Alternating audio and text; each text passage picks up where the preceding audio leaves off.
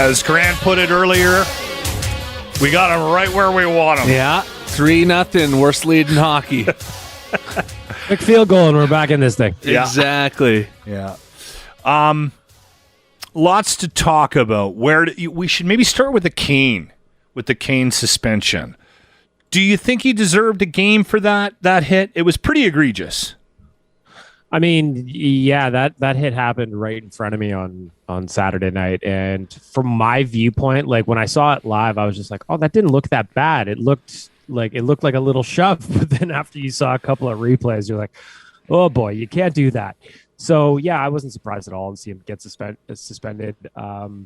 Really, the question was going to be whether it was one or two. Obviously, the NHL Department of Player Safety, allegedly, in my opinion, is so inconsistent with these things. You never really know what's going to happen. But, you know, after watching the replay a few times and just kind of seeing Kadri laying there, you knew it was coming.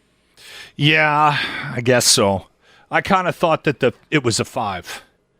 Like Woodcroft said, it was a 5-minute penalty, but he thought that's where it should have ended. The suspension seemed the injury probably makes it because Kadri's going to be out now. I think that probably has a lot. That probably plays a factor, and it's not supposed to, I don't think. But I think it does. Probably not supposed to, but then ultimately, you know, I thought that the 5-minute penalty was a lot at the time. But then like I said, if you watch the replay, it's just like those are the kind of hits you're trying to get out. And then at the same point, though, there's also other dirty plays that just went unpenalized in that game. Like Nathan McKinnon slew-footed Leon Draisaitl right in front of the bench. That wasn't even worth a phone call or a text from the Department of Player Safety. Landeskog blindside hit on Yamamoto in game 2. That was the same thing. So they're so inconsistent. I'm not saying that Kane didn't deserve to get suspended for a game. He absolutely did. But the inconsistency when it comes to this department is really frustrating. I think, not that we need to dwell on it, but I also think the fact that it was Kane probably plays a bit into it. They're not going to admit that either, but Kane's a bit of a dick on the ice, and I think when you're a bit of a dick on the ice, that is taken into consideration when they're sitting down and reviewing tape. There's that one view when over top of it, it looks really bad. Like when I saw it in real time, I was like, come on, get up. Well, like I said, I was at the game on Saturday night, and from my angle, it just looked like a tiny push, and he went crashing into the boards. But then, like you said, you see a couple of the other angles and replays, and you go, well, you can't do that. So the suspension wasn't really surprising to me, to be honest. Yeah. Speaking of injuries, is Yamamoto out for tonight's game still?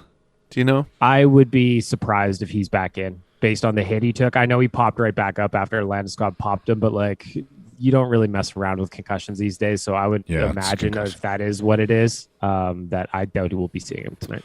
I find it interesting that, well, it's not interesting. It's just typical the way we go back and forth between franchises, fan bases, and Leaf fans have sort of gravitated towards this.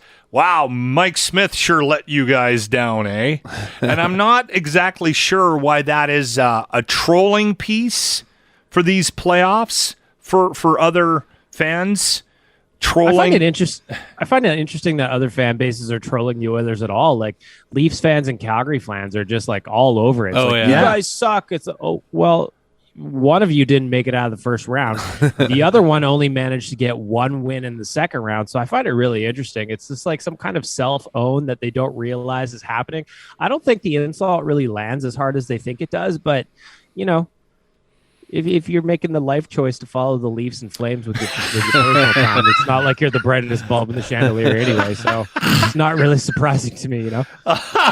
That's funny. Yeah. I don't know how to respond to it because people think that they're getting under my skin by poking fun at me about Mike Smith. And I'm like, well, we know he's old. He is, yeah. Everyone has known that. We call him Grandpa Smith on this show, right? For a reason. Anyway, what do you think...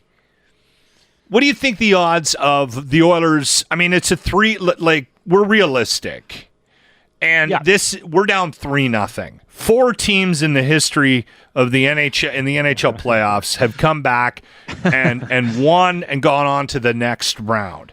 So I like our odds. Yeah, this is a very difficult task in front of them. But I get this sense they're going to win this one tonight.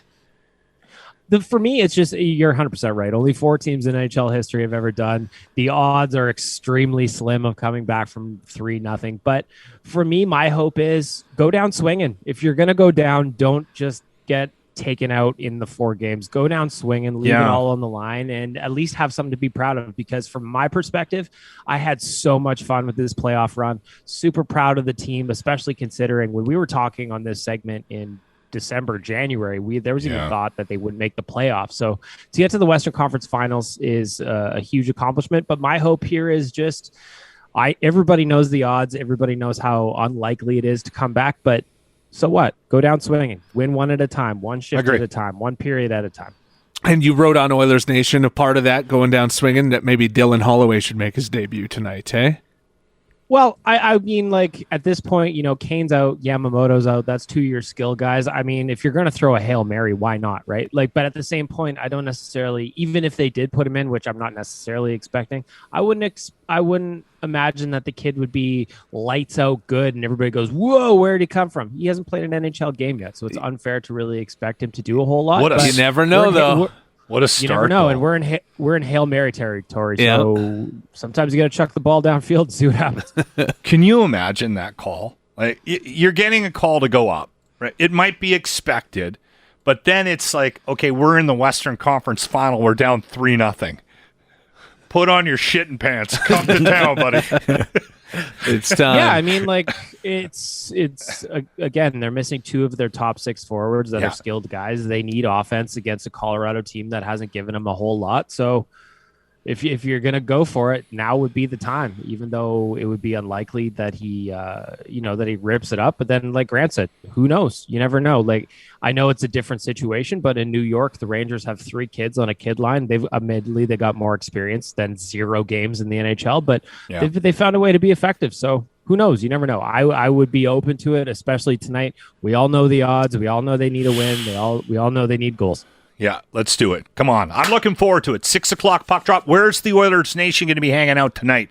Baggedmilk. We are at Pint White tonight for the viewing party. There you go. And that is Baggedmilk from Oilers Nation. Thank you for your time. Thanks, boys.